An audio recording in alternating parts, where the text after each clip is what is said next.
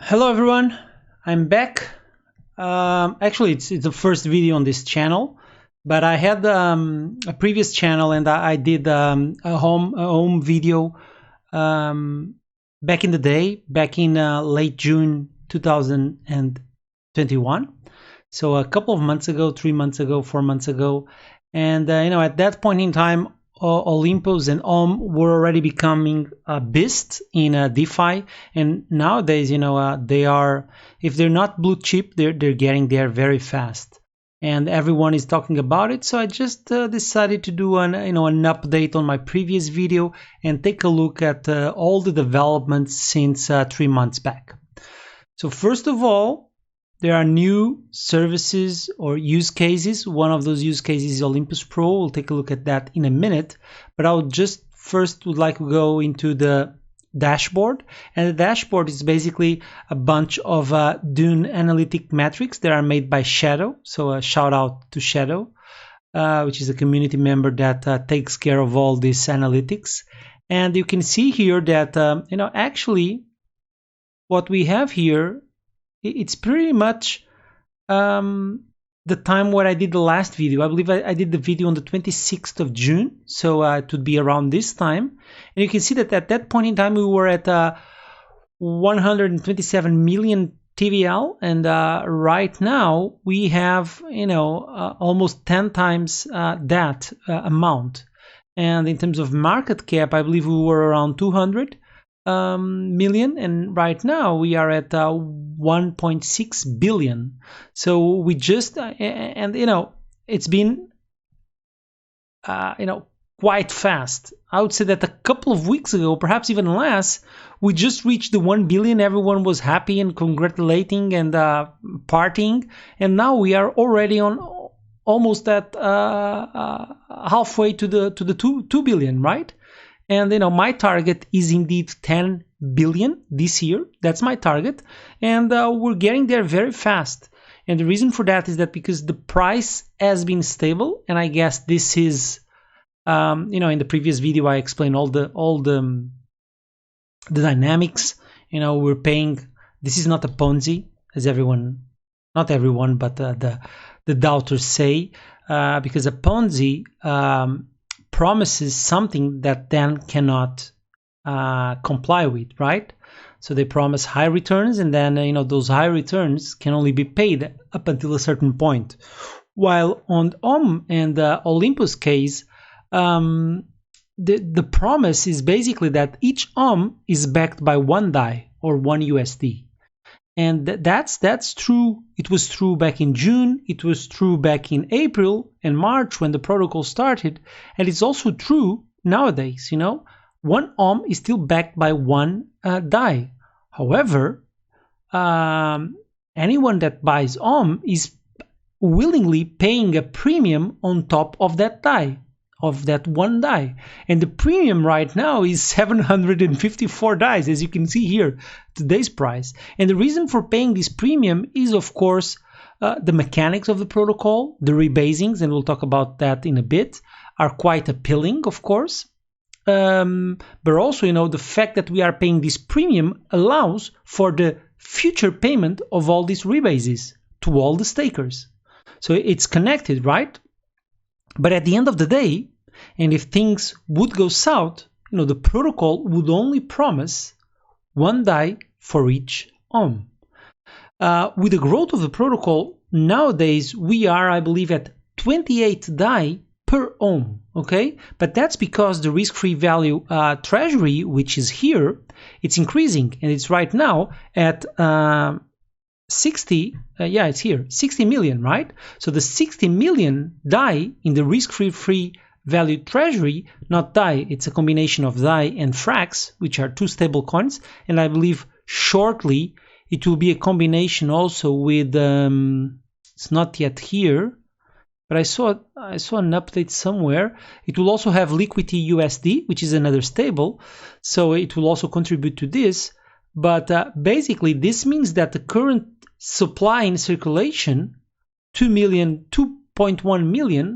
So let me do a calculation real quickly. So basically, the the 59 million are backing the 2.1 million in circulation. Okay, so if you divide the 59 million 705 460, if you divide that by the circulation 2155746, you get the actual amount of DAI and frac, so basically USD, that is backing each ohm. So if there was a bank run, if these things went south, each ohm would be backed by 27.6 DAI. Okay, so that's the magic of ohm and the magic of the way ohm captures this premium into the treasury. Okay, via the bond system. So I don't want to delay myself on this. I just wanted to see the novelties here, but I just wanted to highlight this point that this is not a Ponzi because of that. Okay, my last video was 1 hour long, so I don't want to make this one so long because otherwise people lose interest.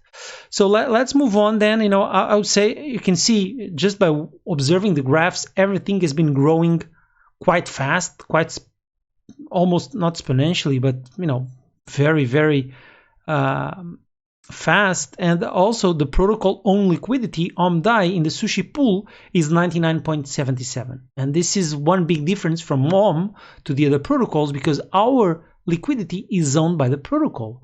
So Mune was asking the other day, what if the community decides to pull this liquidity to stop selling, for example?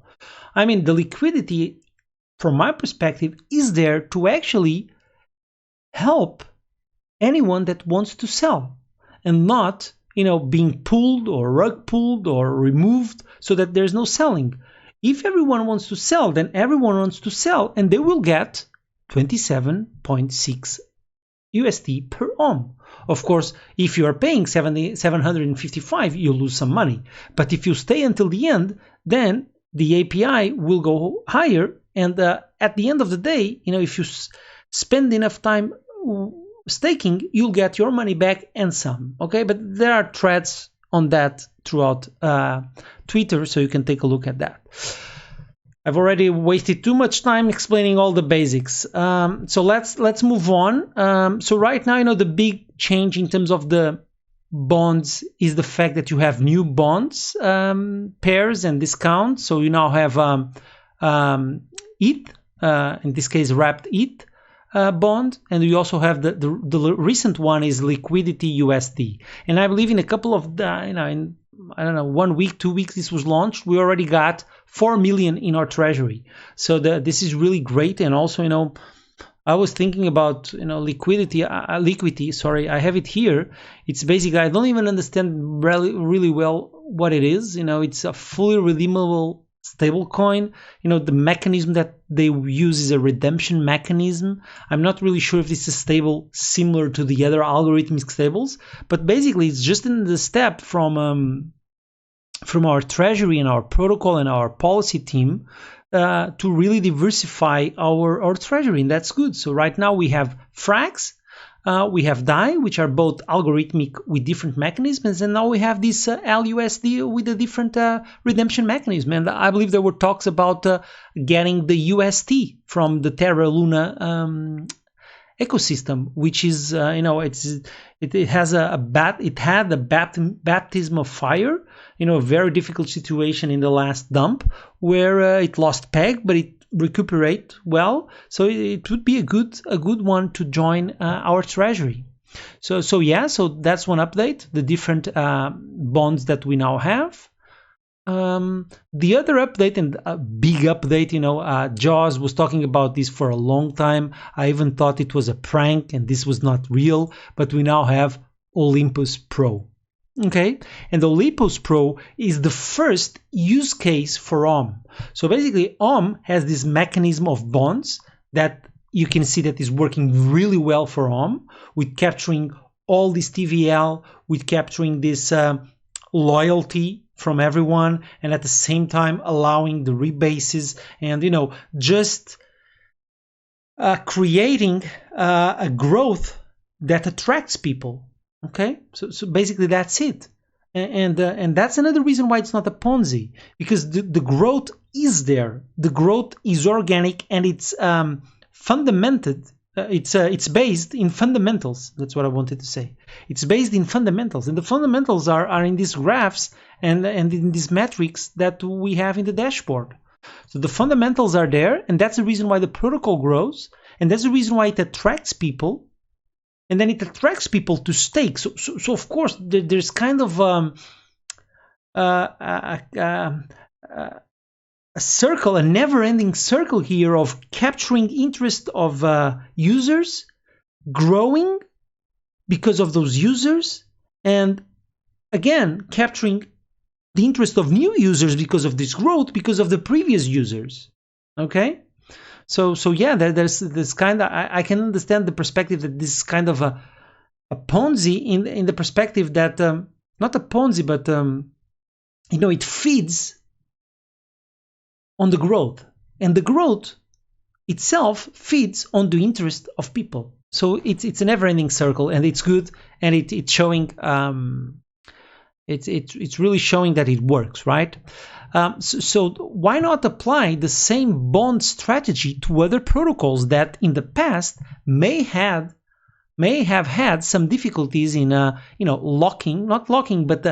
maintaining the liquidity that they got through their incentive farming. So you all know that incentive farming is a good way to get early liquidity, but at the same time, it opens the space for coordinated whales and opens the space for mercenary capital that just farms and then goes away. One example, I don't want to bash any of these protocols, but one example is Float.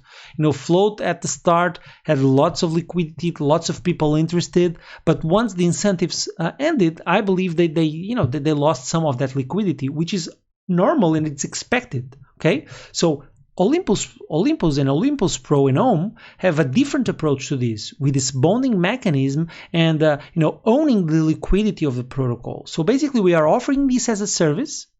We're also offering, and this is also important, the community around Ohm. As you've seen, it's one of the strongest, diverse, fresh, mimetic communities out there, as you've seen. And so basically, Olympus, with the Olympus Pro service, offers not only the bonding service, which will help these protocols get the liquidity that they want, but it also offers, the full force of the community of Ohm, which is something to be considered, and we'll take a look in another example.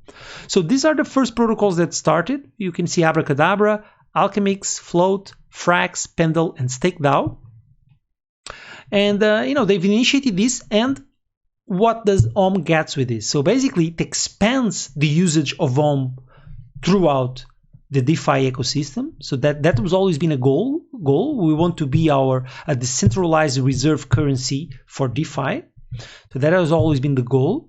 And at the same time, they will pay a small fee, I believe 3.3%, to Ohm Treasury, to Olympus Treasury. So it's a win-win situation for both. We'll see how it goes. I believe we initiated with the Pendle and the StakeDAO, and I'm not sure if the others have initiated already.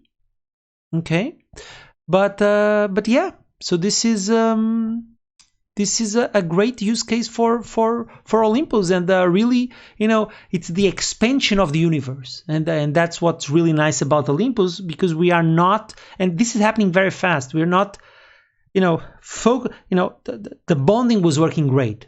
So I would say that most of the protocols would be quite happy with how things were going, and they didn't need to innovate or something like that. Well, Olympus is quite the opposite, and it's even difficult. I'm very involved. I'm even a Sherpa in the Olympus Discord, which is basically a person that can voluntarily answers questions and try to help newbies and stuff like that. But even for me, it's difficult to really get acquainted and be on top of all the innovations that are happening in the Olympus ecosystem, because we have the NFTs with Olympus Odyssey, we have Olympus Agora, which is a newsletter that also does podcasts. So then we have Olympus Pro, we have the actual Ohm and the Olympus, we have Twitter, we have the off topic. The off topic by itself, it's an alpha leak machine, not only for Ohm but for everything else. Okay, so it's really, it's fascinating, and that there are people, members of the community that are really, quitting their jobs. I don't believe they have that big of a bag of Ohm, but they are literally leaving their jobs and committing full time to Ohm, because this is really an ecosystem that it's growing at a pace that I haven't seen in the past. I mean, in DeFi summer, we observed some similar situations, but the fundamentals were not quite the same, I would say. So yeah, this is impressive, and this is a very use case, and it shows the growth and the diversification and really the expansion, and I would like to call it almost like a virus, but a good virus infiltrating all DeFi protocols, spots, crevices, and really expanding Ohm. So this is great. So Olympus Pro, it's one of the innovations. And just to complete, I'm already speaking like, I don't know, for 15 minutes, so I don't want to take this longer. But finally, just so you can see an example of the force of the Olympus community and the Ohm community. And for example, I always had a soft spot for Stake DAO, so I'll for sure bond something with them. I also I'm farming Abracadabra in Arbitrum, so I'll probably also participate in this one. And I've LP'd in Frax in the beginning, when they were also giving an incentive program when they launched the Frax Ohm bonds. So just an example that because of Olympus Pro, that probably would not contribute more liquidity to any of these protocols, am willing to contribute. And just because of the connection with Ohm, because I know that the synergy is there and will help me. And will help the protocol, both protocols. So yeah, this changes motivations, and that's really powerful. Okay, and then finally, I want to talk about Tokemak. Okay, so Tokemak, I had a video about Tokemak, which is basically, they're also trying to solve the liquidity issue with all the protocols in DeFi, the bootstrapping of that liquidity for new protocols and for all protocols that have lost their liquidity because, their incentive farming has ended, or, newer protocols are capturing that liquidity, that capital. So they launch, it's a different approach to Ohm, although there are similarities in the concepts of what they're trying to solve. But overall, they're quite different approaches to solving this liquidity and bootstrapping issue. Okay. So Tokemak has had the incentive farming period where they got all this liquidity, and now they will launch the Toke Reactors. And the Toke Reactors basically are the reactors of liquidity that will be targeting different protocols. So basically, they will be farming. It's like a pool farm of all the users in Toke that directs the liquidity to a certain protocol. Okay, and they had to vote on the first 5 reactors, and you can see here that Ohm is the first. Of course, I voted for Ohm, and Ohm is the first by a significant margin. More 400 million votes than Rune, which is the second one, and it really shows the strength of the Ohm community. And that's my takeaway message at the end. Not the takeaway message. I want to speak a little bit more about price, but the takeaway, one of the messages is that indeed, everything that interacts with Ohm nowadays, now that we have, I believe we are in the final portion of our expansion phase, everything that interacts with Ohm benefits from the community and from the dedication and the loyalty of the Ohmies. Okay, so that's one big message that I like to pass on. And the protocols are, and I'm not talking about users or crypto Twitter or wherever. I'm talking about the protocols. So the actual builders, they are observing that. They are observing that and they are acting on that.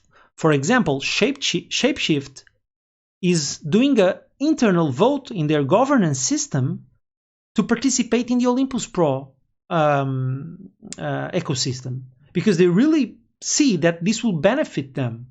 And this is when, you know, we start the proof of concept phase, because I believe up until now we were in a proof of concept phase, you know, really making sure that we would stand some dumps as we did in the past, that there were use cases for all this liquidity that we're getting, that the protocol on liquidity pool was the way to go. So that was the proof of concept, and now we are passing that phase and we are starting to really use everything that we prove that works. Okay, and the protocols are observing, are witnessing, and are acting on it. So that's important.